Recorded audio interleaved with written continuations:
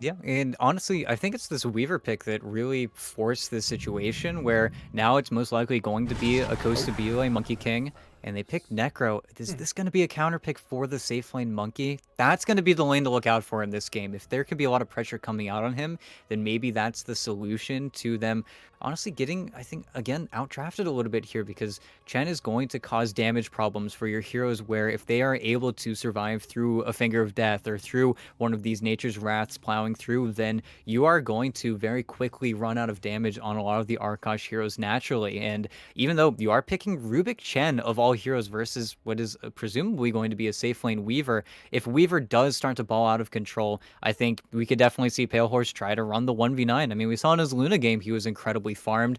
In addition to that, I think that is them saying we don't want Monkey Tide versus Weaver. That lane would probably be a little bit too difficult, I think, for Z Freak. I think it would genuinely be very obnoxious for him to deal with, especially because there's probably going to be a Nature's Prophet 5 in that lane as well. So we'll have to see. The Necro's definitely an interesting hero to go for, as well as one that's continuously getting more and more speed. I think we saw a glimpse of it at TI specifically, but teams are definitely starting to value it again in more of those core positions. Hmm.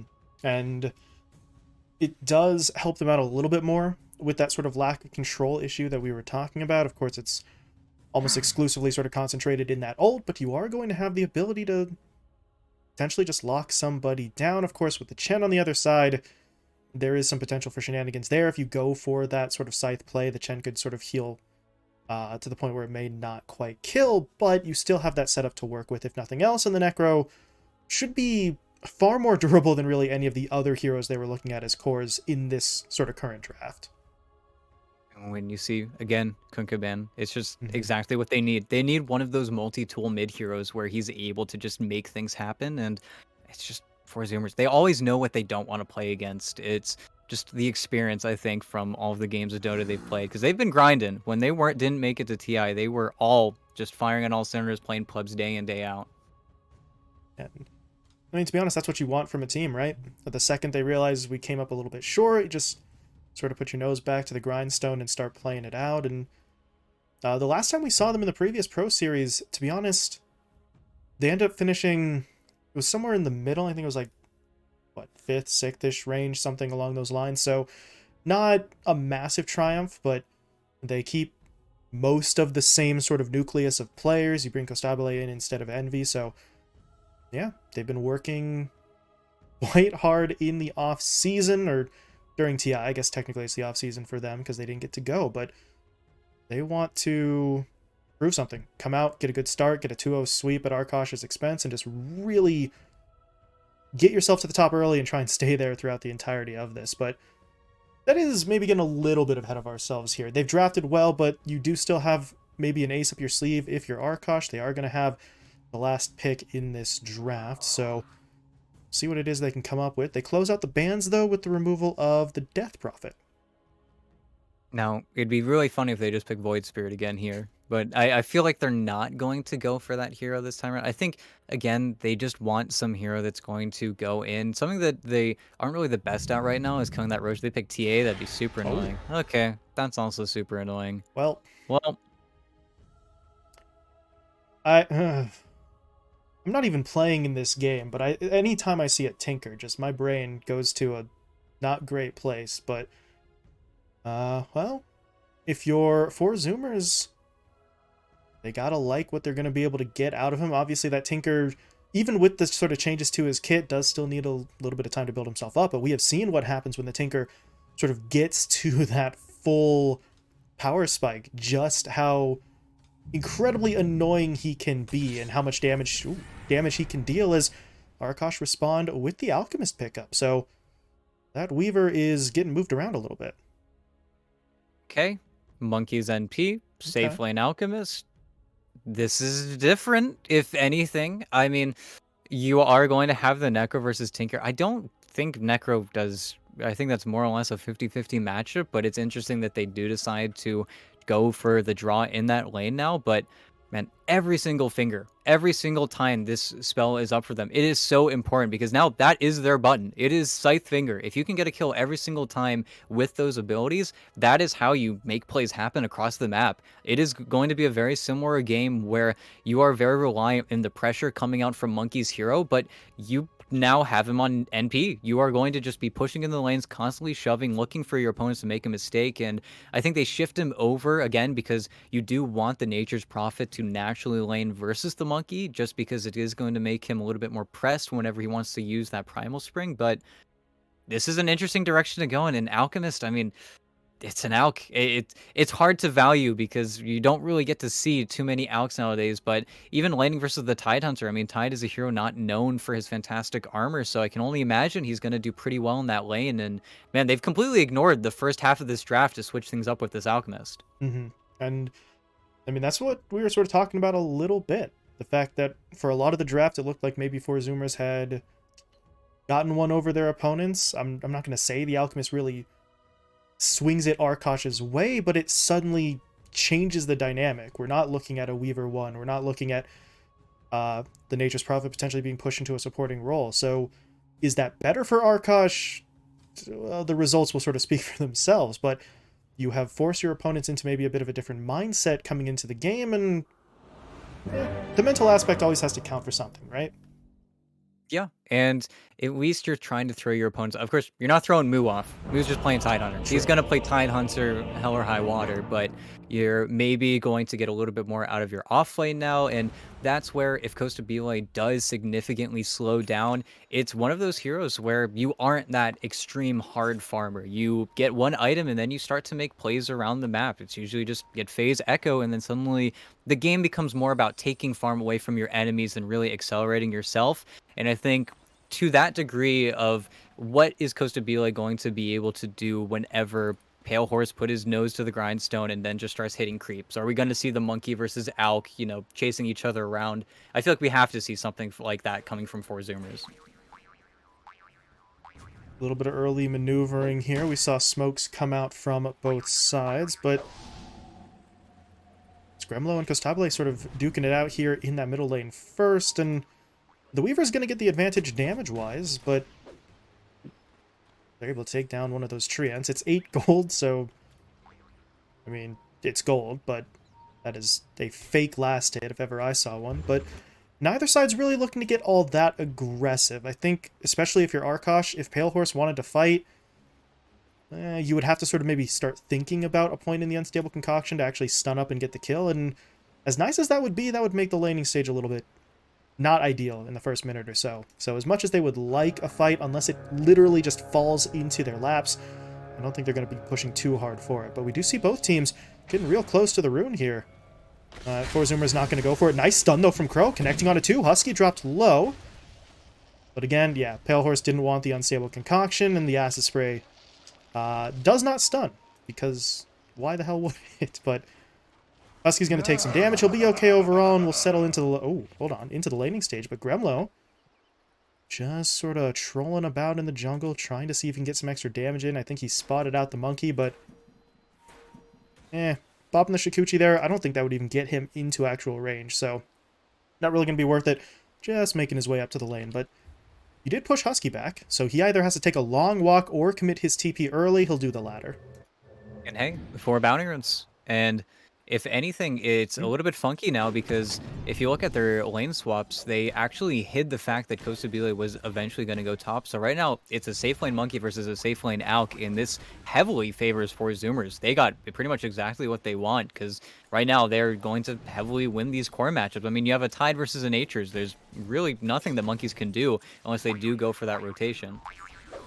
Yeah, that's not an ideal situation, and yeah, do you want to really move the Alchemist at this point? It's at this stage, it's seeming like it's going to depend on just how well this Monkey King can play. There is always that sort of advantage of being the Monkey King against a melee core. He's going to be able to hit him up, and Pale Horse has to be not afraid, but at least sort of cautious of that Jingu. If he can get that up, then all of a sudden you've got a lot more to work with. Gremlo, though, that is a bit of a risky one.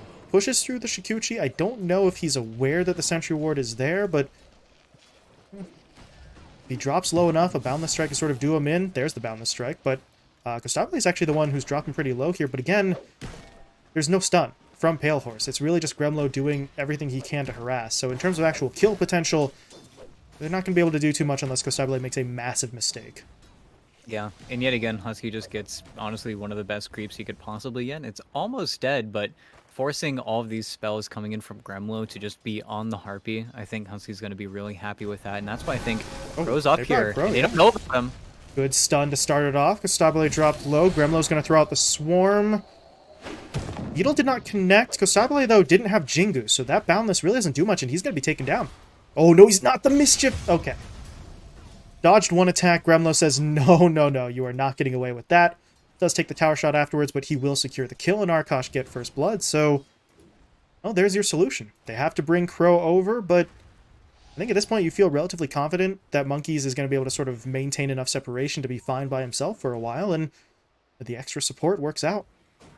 Yeah, and it was really well played from Crow. As soon as they know that he's there, the play is dead. You no longer are going to be caught in that position because Kosubu was still playing around getting Jingu stacks. He was really confident, but instead, everything turns around, and I think that's why you see him. He's walking all the way bottom as a courier. It's an interesting one. But mid? Meanwhile, Zfreak just TP'd mid. Canis Vulpus is very far forward.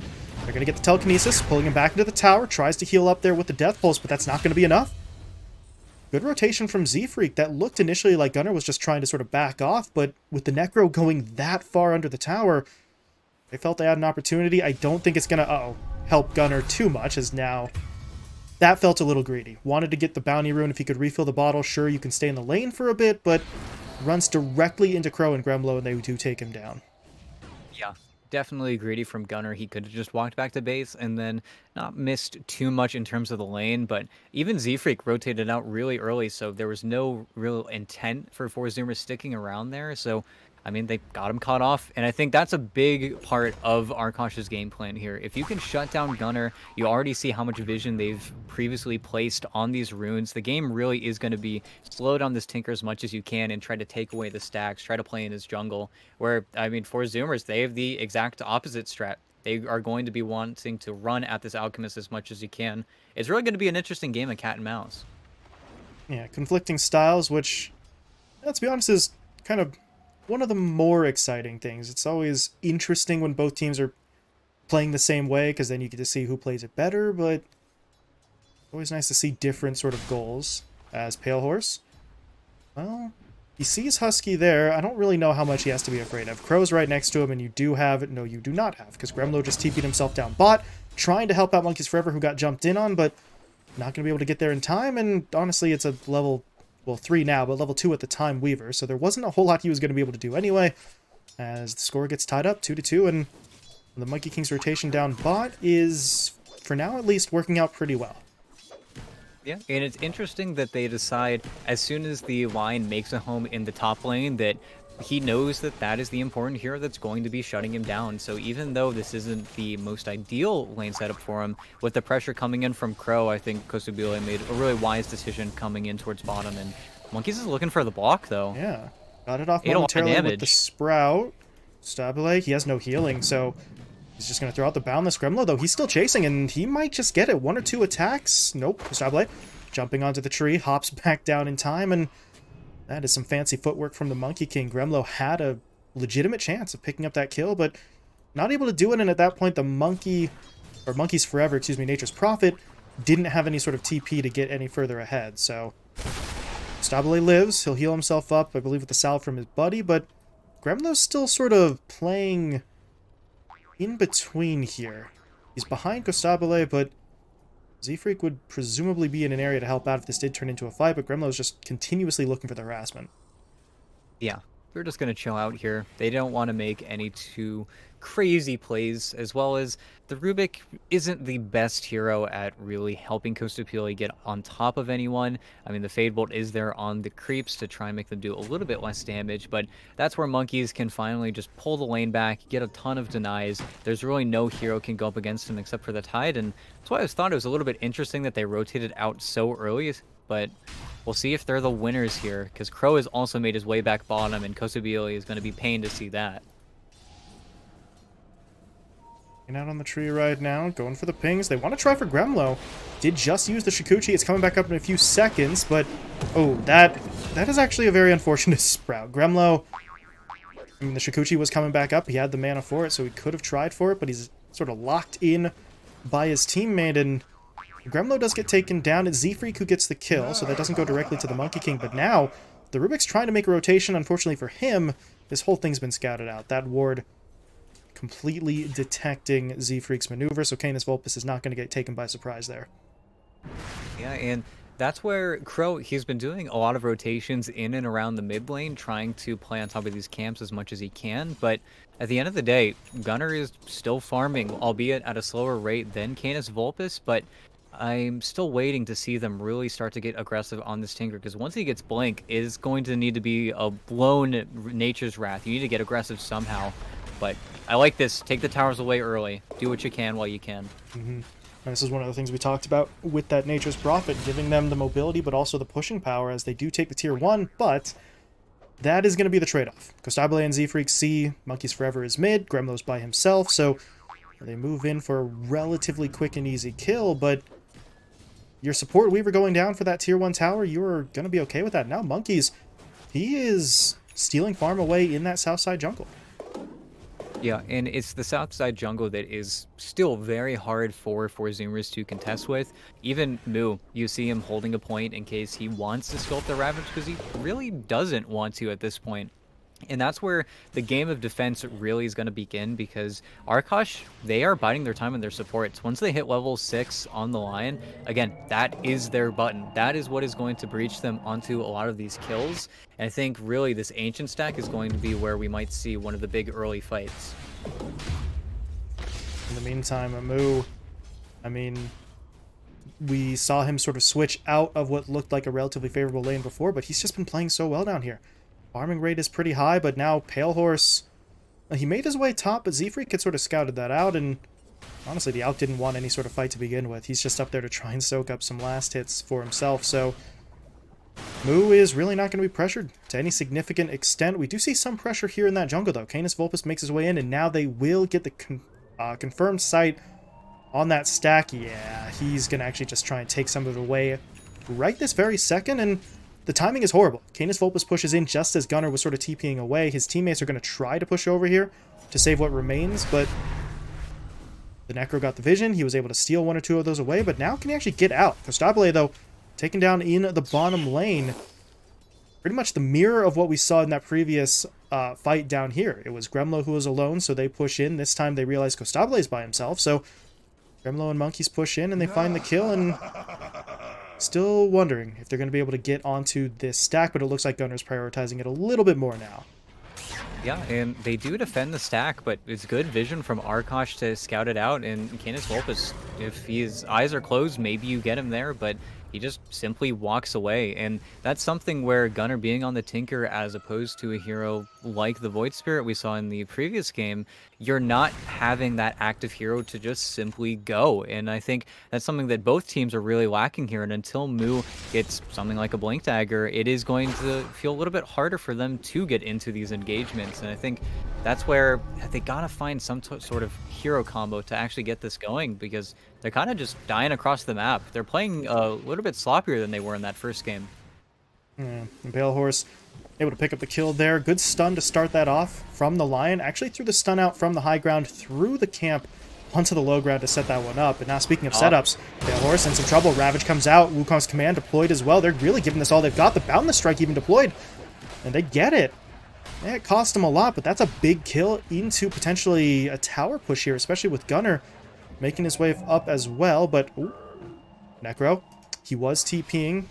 Not going to be able to complete that TP, though, but now Moo gets hit up by that Wrath of Nature, and they're just going in for this. Costabile is a little bit low on HP as well, so can they focus on one target? Can they really get anybody here? Okay, that makes it a little bit easier. Finger of Death coming through. Moo will be taken down. Canis Vulpes didn't quite have the angle he wanted there, and to be honest, maybe it's a good thing he didn't push that far in. You know Husky's there, you know Costabile is nearby, but outside of that, I don't think they knew where Gunnar had gone after he TP'd out initially, so that could have turned into a larger fight, but it may just end up being a fight anyway. We do see Gunnar coming back in. Zoomers want to try and defend this tower. It's going to be complicated, but see if they actually choose to pull that trigger. But Costabile doesn't have the Wukongs. They don't have the Ravage, so gonna have to find some sort of sneaky way in. That's a big telekinesis onto 2 with the stun. Costabile comes in with the boundless strike. Canis, very low, but not dead. Monkey's forever in a similar position. Costabile, though, wants to track him down, and do they have anything? There's no boundless. There's no vision. There's the vision. Jumps onto the tree. That sets Z-Freak up for the Fade Bolt, and they will find the kill, and now it looks like Arkosh will be backing away as Gremlo. Clipped by the Gush there, but he's going to be fine. Shikuchi's out. Now Arkosh will TP with the rest of their heroes. It's a long TP, but Moo, yeah, doesn't have any means of canceling it. Yeah, and honestly, you do end up getting Moo right before that engagement. Of course, losing monkeys is not ideal, especially with him finishing up his Orchid just now. But I really think now, Arkosh, they need to move in towards that bottom side of the map, make your opponents start reacting to you a little bit more here, still have the Scythe. And okay, Canis Volbus. Up with the dust. Crow's coming in to try and defend. That's a good stun, but it's only on to Moo. Canis Volbus was pulled back by the telekinesis from Z-Freak. And they're going to be able to find that kill. Now, Gremlo, I don't really know if you actually want to be here. Crow is draining mana away from Moo, but now he's going to get hit by the Gush. Does the Tinker want to try for it? He'll blink forward, sending out the missiles. Pigpole, meanwhile, activated defensively by the Lion himself, and that little bit of extra move speed is enough to help get him away. One more missile will connect, but it's not enough to kill him. Yeah, and honestly, it sucks that you do lose your Necro in these positions. He thinks he's safe because he has this deep ward allowing him to kind of breach into the Radiant Triangle, but he needs his team behind him. They need to mobilize just a little bit nicer, otherwise those pickups are happening. Again, it's all up to Crow. If Crow's setting up in these side lanes, then you TP in the Natures, you get the Orchid, you find your pick, and then you get a few more minutes to farm uncontested on this Alchemist. And Alku almost has Radiance, but the problem is, how do you get these opponents to get out of your jungle? You need to go towards the lanes. If you're not pushing in this bottom area, then it does feel like Zoomers can kind of keep you here while their Tinker just very simply farms everywhere else. Pale Horse has got to go for the sort of stealth play.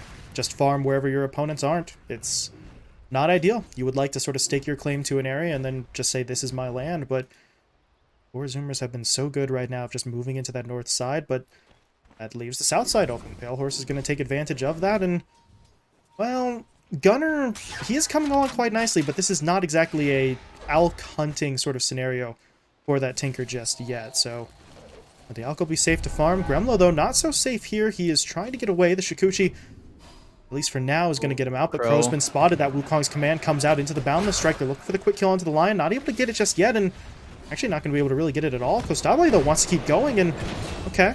They do manage to find it there. Gunner gets the kill. I think they have eyes on Gremlo now as well, or they saw him there momentarily, but there's not really enough detection to keep that one going. So it's just the kill onto the Lion, but they're able to find the pickoff, and they continue to maintain this presence on the north side.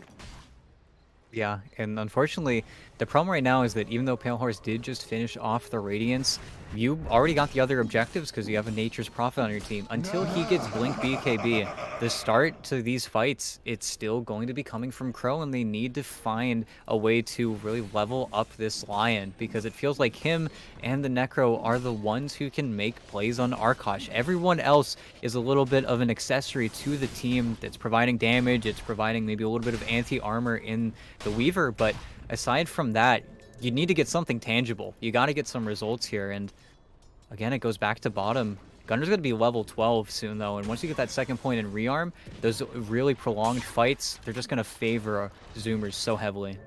Well, Husky, getting himself caught out in the middle lane should be a relatively easy kill. Canis Vulpus comes in for the Reaper's Scythe, and they do get it. That's Canis Vulpus' first kill of the game, though. It comes 16 minutes in, so he is, well, honestly, he's not doing too poorly. You see him net worth-wise, he's sitting in second. It's just, we hadn't seen a lot of plays actually be made by him prior to this point. So maybe that's the catalyst for him. Start getting the Scythe out there, start being a little bit more aggressive with the supports behind him.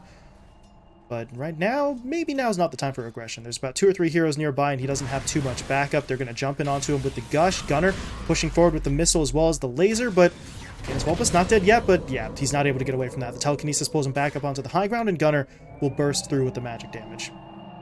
Yep, and now Mu, he's been very patient. He even turns around his entire build to look at the Spirit Vessel, being scared that they're not going to have enough continuous damage for the Necro and the Alchemist. But once he has it, I mean, it just makes the BKB timing even more important for the Alch if he's even going to go for it next or if he's going to try something even greedier. But, oh, Gremlo, you're crazy.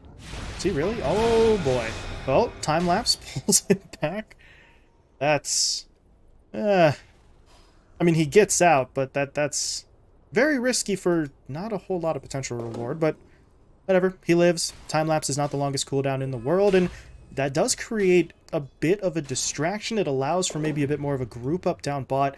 Monkeys, Pale Horse, and Crow all sort of moving into position, and looking at Pale Horse, the quick buy has been updated. He is looking for that BKB as his next item, so very much aware of the fact that he's kind of gonna need that going into this enemy lineup. As what is this, Sea Freak?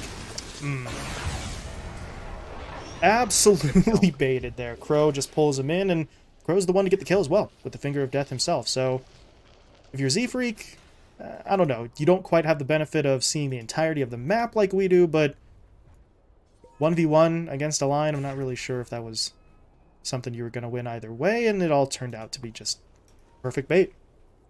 Yeah, and you would have loved Gunner, but you'll take him. And that, again, you need to do it every single time it's up. Now you have a Blink Dagger on Crow, so the plays are going to be with the Orchid, with the Scythe. But the more plays like that, it just alleviates pressure off of your lineup. It's where 1 or 2 kills suddenly makes the next 5 minutes that much easier to play. The big worry right now, I think, is that Gunner is 500 from the Ags. Once he gets that Ags, it just means that if your fights aren't incredibly clean on Arkosh, or if you're not able to get Gunner, we are barreling towards this Tinker just being the strongest hero in the game. And it's a timing that I think they're prepared for, and again, the little kills, they really do end up mattering, so taking out Husky and a few of his creeps is going to be very nice for them, but will the sole Alchemist BKB be enough for them to play against it? It feels like they are still looking for something more, and Canis Vulpes jumped in on mid. Wukong's there. Ravage out as well. He did actually get off that Ghost Shroud, though, so they're not able to jump on him immediately, but he should still be dying there. Yeah. Just too much for him to handle. And Canis Vulpes, well, we've seen that a couple of times now from him. In particular, in that middle lane, he's just a step or two, maybe a few more in that instance, but he's a little bit too far forward, and Forzoomer sort of collapse onto him with 3 or 4, and the durability is good, but it's not that good. Yeah, and even bigger thing is they know he's alone. They have the vision. They have a really good idea of where everyone else is playing, and again, you can't really afford to get caught, but who else is going to be pushing in that lane? Everyone else wants to play in those side areas, so he really is kind of tanking it for his team, but that's also the problem. When you pick heroes like Alchemist and Necro, and you have no save coming from your offlaners or supports, it is going to feel like you have to play almost a perfect game. So the little slip-ups, it almost feels inevitable with how hard a game he kind of has. And, yeah, if he goes down, at least it's not your Alchemist, so you do have that sort of silver lining, and even with the deaths, I mean, he's still doing all right. He is the lowest net worth core, but not by all that much as he gets stunned up by the Centaur there. So you've got to be at least relatively happy with what your Necrophos is putting together, and your Alchemist just continues to farm. But as you said, the question was going to be, how do they sort of deal with Gunner on that Tinker? How well do the BKBs work out for them? Because the Ags is finished. So that laser is upgraded, and it is very dangerous. This bottom lane, yep, looking for the fight. They did jump in onto Pale Horse initially, but there's that BKB. Crow, meanwhile, trying to live. Hand of God coming out, though, so his damage from the finger really was not going to stick. As Crow gets taken down, now Pale Horse has to get away. BKB wears off, but he's going to get hit up by the Gush. They've got the Spirit Vessel onto him as well. Costabile even popping his BKB. That's not really sure if that was necessary. May have fat-fingered that, but either way, they find the kill, and they could look for a little bit more. Gremlo, though, very wisely backing himself out, but that's the problem. Even with the BKB, the fight's got to be fast here for Arkosh. If it goes on too long and that magic immunity wears off, it's over for them. Oh, even my God. Gremlo. They've got the sentry down, so he wasn't going to be able to just sort of scurry away. Gremlo falls, and now Canis Vulpes is kind of stuck in a fight I'm not really sure he wants. The Reaper Scythe comes down, though. It's not enough to kill off the monkey initially, and Costabile, he's still not dead. There we go. They'll finally finish him off, but it does cost them the life of Canis Vulpes. Now Monkeys Forever on the run. Good Sprout looking for the immediate TP away. And they are going to be able to get it. Gunnar doesn't really have any means of canceling that just yet, but you get the Monkey King. You have to lose your Necrophos, though. It's better than nothing. I mean, they get a kill out of that fight, which is something that they desperately needed, but I'm not really sure if they can afford too many more plays like that moving forward. Yeah, and that's where the lineup really does start to come in full force, where because you have the Chen, you've got the mech, you've got the Hand of God, you simply need to use your BKBs a lot later on in the team fights, where Pale Horus has to commit it pretty much whenever he gets one stun cast on him, and then the team fights get incredibly brief for Arkosh. It's an in and out where if they're not able to get what they want and then immediately retreat, they didn't even use Ravage there because they didn't need it flat out. They were in such a good position from them, honestly, going for that kind of crazy dive, and Crow even had to almost suicidally blank in there just to find the Earth Spike onto these heroes, and Balehorse doesn't even survive at the end of the day, and that's where the slow, quiet burn lineup of for Zoomers is definitely going to continue to get scarier, especially with Costa Bile looking towards this death. So that's when Roche becomes on the table, and then you're going to have to kill a Tinker twice, and then it gets really messy for you. Tinker's picked up the Aether Lens now as well, so he's got the cast range from that. He's got the cast range from the Ag's pickup, so Huge even smoke. more, oh boy, even more difficult. Kostable's going to pop that smoke. Going to jump right into the middle of all of them. Boundless Strike comes out. Wukong's command channeled as well. Crow dropping low immediately. He will fall. Meanwhile, Pale Horse, he did pop that BKB. He's looking for something here, but he's only getting damage onto Seafreak, and even if they kill him, that's not going to matter because Moo comes in, dropping the Ravage. The laser is going to be deployed, and this is not looking good. That laser just continues to get thrown out. Canis Vulpus will fall. Gremlo dead. Finger of Death from Crow. Not going to be enough to kill the Tinker. They do hit him up, though, with the Unstable Concoction afterwards. That's going to be enough for them to finally bring him down, but you see the buyback sort of coming out here. They are scrambling to try and keep this fight going, trying to make sure Pale Horse can walk away from this engagement, and he can, ET, but they had to pay so much to make this fight happen, and it's still going. Canis Vulpus will now buy back, but where is he really gonna go? He wants to TP mid. They will do so. They get the Boundless Strike out, though. That's gonna stun up too. Moo, though, still trapped inside of that Sprout. They hit him with the Reaper's Scythe, so Canis Vulpus' buyback is gonna be sort of paid for a little bit with that kill, and here is the real prize. Arkosh, it seemed like they were kind of scrambling, and I still stand by that call, but the scramble gets them kills, and now it puts them in control of the Roche pit. Yeah, and honestly, it was a really good Ravage from Moo, but it comes out a little bit too early, and as soon as that threat is gone, oh, almost got the deny in the Aegis there. He tossed him in with the Agshard telekinesis. That would have been a play, but really close, and it is expensive. You did have to buy back, and really key from Crow there, getting in, finding that one Earth Spike, making sure that the Tinker actually does go down. If Gunnar somehow slinks out of that fight, it is just a wash straight up, but as soon as they're able to take him out, then the fight finally starts to turn their way, but still, you had to buy back on Necro. His game is going to slow down even further. At least you got the Aegis out of their hand, because if that fight went any worse, then you know that's where Kostabio was going to head. So, excuse me, bit of a, I was going to say reset, but really that's more than just a reset. This is a sort of flat-out momentum swing for the side of Arkosh. They have retaken that previous degree of control. You see, looking at the net worth and experience graphs, it hadn't shifted fully into 4Zoomer's favor, but they were beginning to sort of trend back towards even. So Arkosh are able to sort of reassert some control here, and the question is, can they do it again? The first fight was great, but now they need to take advantage of this Aegis, because a lot of their net worth lead still is concentrated in that Alchemist. The Alch effect that we always sort of talk about. The teams as a whole are maybe a little bit more even, and from the way 4Zoomers are playing this, they're really not all that afraid. Just look at them push their way forward, almost daring Arkosh to come and fight them around this tier 2 top. Yeah, and I think it's because they know if they lose their Necro again, he is just going to be ruined for the next foreseeable future, as well as Monkey is looking at the BKB. Something he wasn't able to do in that fight that did go so well for them is stand in front. He is not your kind of pseudo frontliner on this NP. He is still needing to be very scared of these engagements. BKB changes that just a little bit, but I think that's where a lot of these objectives are just going to continue to go for Zoomer's way, because those big fights are still something that Arkosh can't really deal with. Like, we see the overwhelming win coming in from Pale Horse make it even more complicated for Gunnar to play around in these engagements, because, again, Tinker's a type of hero where you die 2 or 3 times and then suddenly the game looks very different for you, but it's just you've really got to find him. You need to be there with Crow. And Crow, he's really stepping up for his team right now, but we still need to see, again, 1-2 deaths, and then the game looks very, very different and a lot easier for them going forward. Mm-hmm.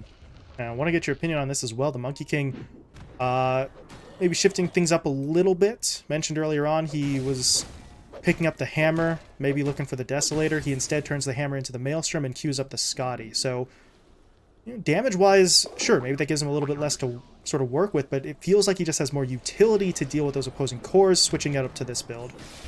Yeah, and simply you farm faster, right? You suddenly your Boundless Strike one-shots a wave, you're able to actually push in for a lot of these kills.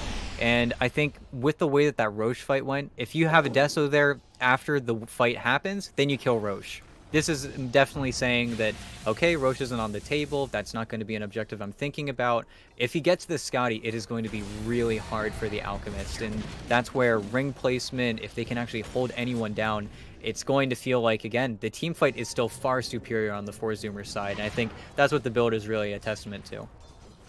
We had some competing pushes onto the high ground there as a Pale Horse gave it a shot, did get some nice chip damage into the tier 3, but Gunner's sort of appearance in the area did push him back. Meanwhile, well, tier 3, what is that, like more than half of its HP taken away, so neither side really looking for that major engagement right now. Still got a minute left on that Aegis timer as well, so if you're 4-Zoomers, well, I think you're very comfortable just sort of waiting this out, seeing if that Aegis can be timed out before you sort of push in, and there's plenty for them to do across the map to try and buy that time, but Husky gonna get hit up. That overwhelming blink would have been a problem if he didn't have the haste rune, but he's able to walk away, and Pale Horse self-stuns with the concoction.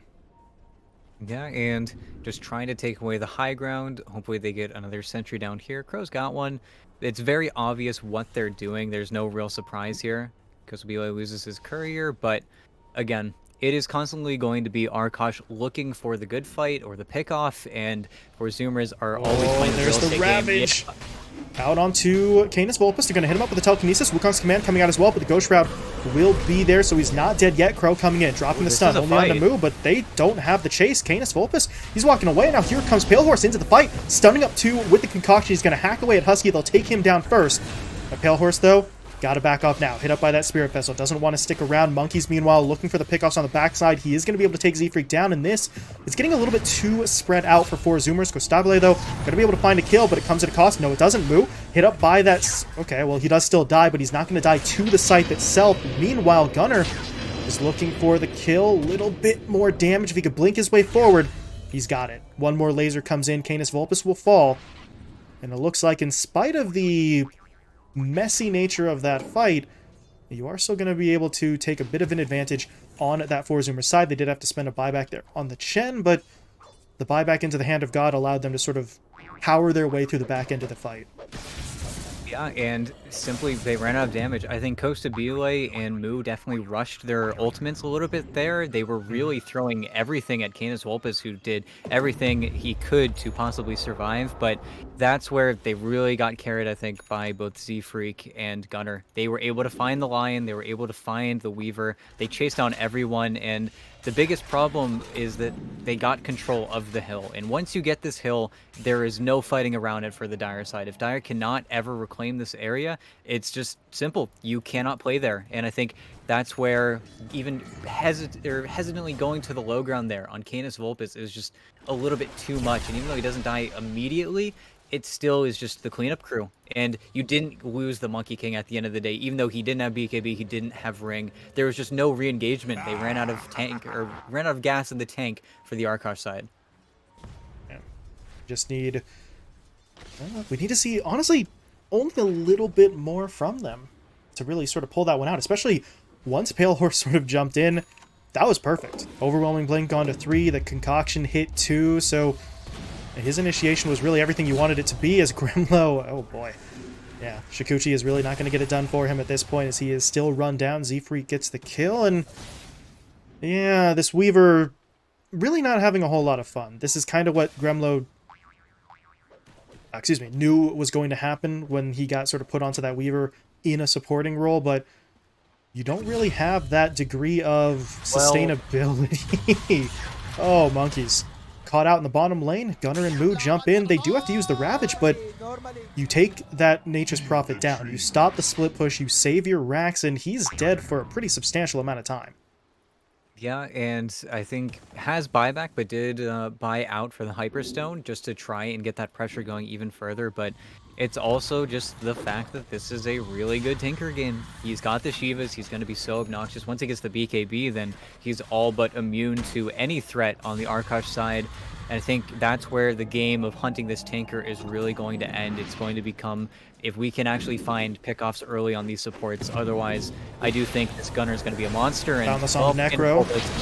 Telekinesis is there as well. Good force staff from Crow. Canis Vulpus not dead yet, but he is taking a lot of damage, and eventually, yeah, they do run him down. They don't care about the Lotus. They are okay with it being reflected as long as they find their man, and they do get the kill. The Necro, though, does have his buyback available, so he can get back in if they need him, but not really sure there's going to be much of a reason or a need, because you see 4 Zoomers, they're not really willing to go all in on that tier 3 tower push right now. Instead, making their way mid, getting eyes onto the Weaver. The time-lapse will be there, but he's still hit by the Boundless, but he's outside of the sentry range, so he was okay for a little while, but now he is on the run. Gunner's going to track him down, and Gunner's able to finish off the kill.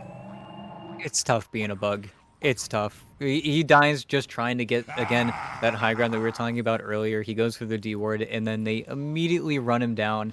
And it's also the problem of letting Rubik through whenever you're playing Weaver, because unfortunately, Rubik might just be a better Weaver when Shikuchi is there. And I think that's also where Costabile, even though he keeps using his BKB so early on in these engagements, you're not playing with any save. This Lotus Orb is great. It's a really good item on the Necro in theory, but we're getting to this point where the lack of a true core is definitely hindering Arkosh's lineup. It feels like we're not playing with another mid here. We're playing with an offlaner who's had a really rough game so far, and I think that's where we really are seeing 4 Zoomers, even though they're still really far behind net worth-wise.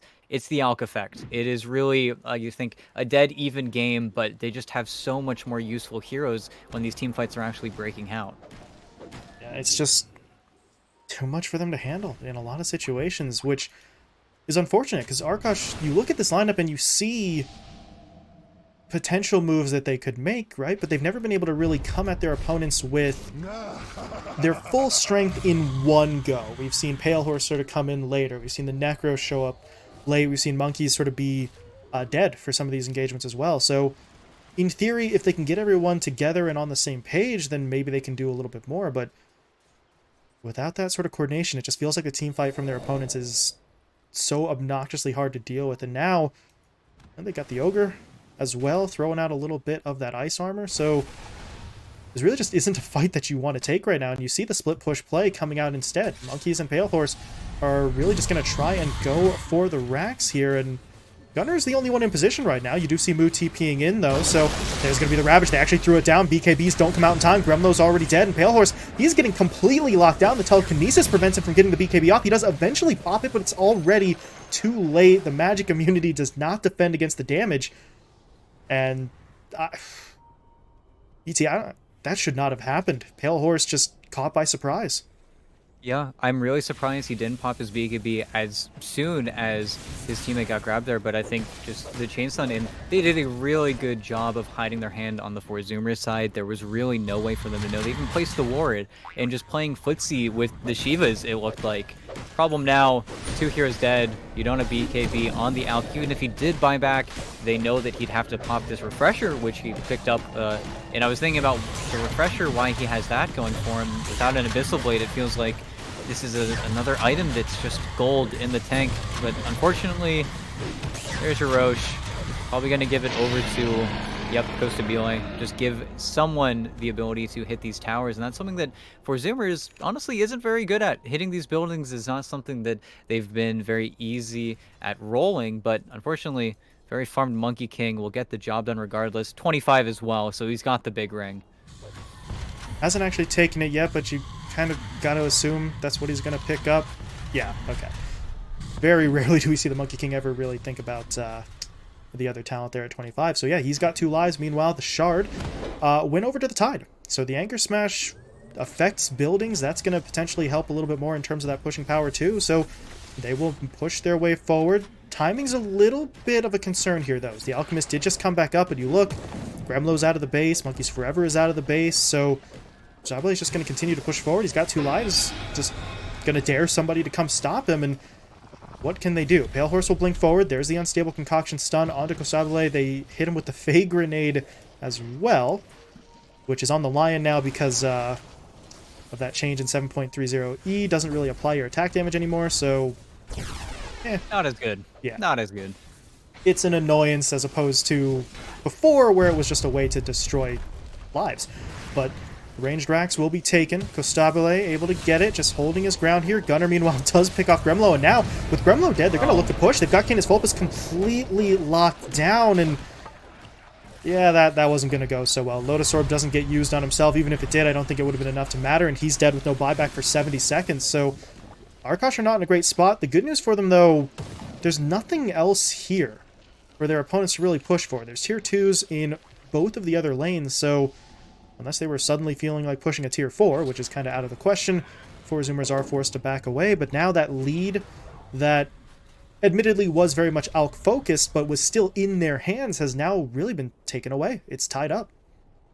Yeah, and really, Nullifier from Kostabile, it's the game ender for the Necro. You need to BKB it, or you need to blink out of it, but it's where, unfortunately for Canis Vulpus, his time as Necro folks is over. You really can't be that frontliner that, again, it feels like that should have been the Alk, or it could have been the Alk. It just feels like they were maybe a little bit too happy with going 50-50 in the map. Gunner's just killing people all over the place. I mean, it's just not fair at this point, and that's another death on Monkeys without buyback. I'm guessing this Midrax is going to be next on the table, and I don't know what circumstances they can actually win where they get on top of maybe Gunner, they catch him without buyback, because the other problem with Tinker is he's so tanky. And, okay, you got BKB out of Alk mid. Now there's no reason for them to not come up. Oh, there's the Ravage. He actually has a refresher. He's going to go for the second, and that might just be it. Crow and Gremlo already dead. Canis Vulpus taken down. Buybacks at a premium here.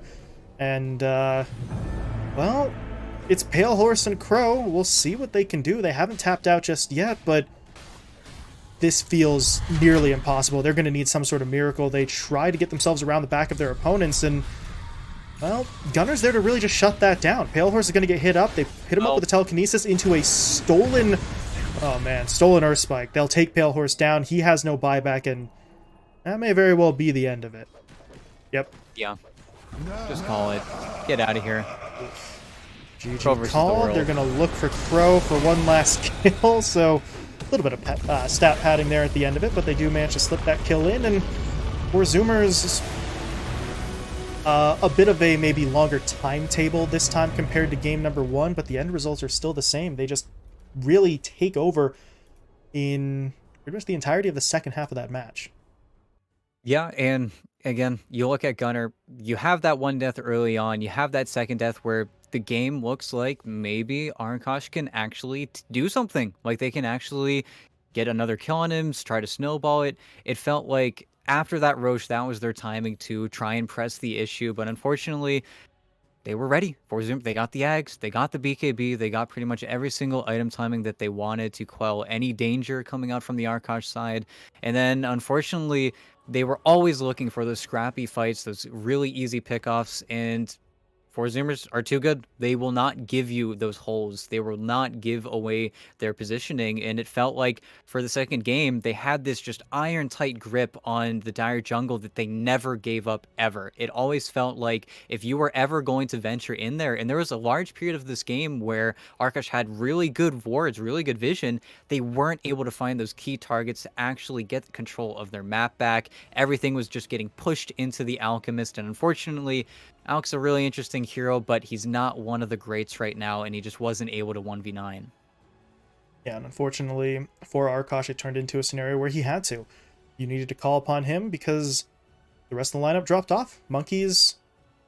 Honestly, Monkeys did not do all that poorly, especially if we compare this performance to that Brewmaster showing in Game 1, but he really did not have the durability to stand in those fights, and neither did Canis Vulpus for that matter. You take a look at the stat line for him, he's 2-10 at the end of that game, and once he got jumped in on, it was just over. No BKB. The Lotus Orb was frankly ignored every time that Four Zoomers jumped in on him. So it turned into Pale Horse versus the world. And if you're in that scenario, we've seen Alchemist do it occasionally, but it requires so much effort and honestly a little bit of just luck. Sometimes things got to go your way for that miracle to happen, and Arkosh did not have that going for them.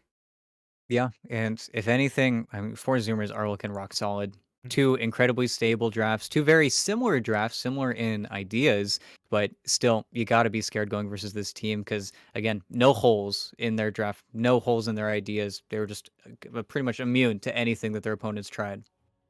And the Costabile era here for Four Zoomers starting off very well with that 2-0 sweep. So Four Zoomers strike first. They strike hard. They take that 2-0 sweep to move to the top of the standings after one series. And now we'll see if anybody's going to be able to sort of catch up to them. As we are moving into the second best of two of the day, we're going to be switching things over to a South American matchup. It is going to be Thunder Predator taking on Hikori. Our first look at the new Thunder Predator, which technically is the old No Ping, because they just sort of moved across organizations wholesale. So we are going to be checking them out with that next matchup, which should be coming up in honestly just a little bit here. After the game coordinator issues, we're trying to move things along maybe a little bit faster now. So we will be hopping into a short break, but when we return, it'll be the game one draft for Thunder Predator versus Hikori.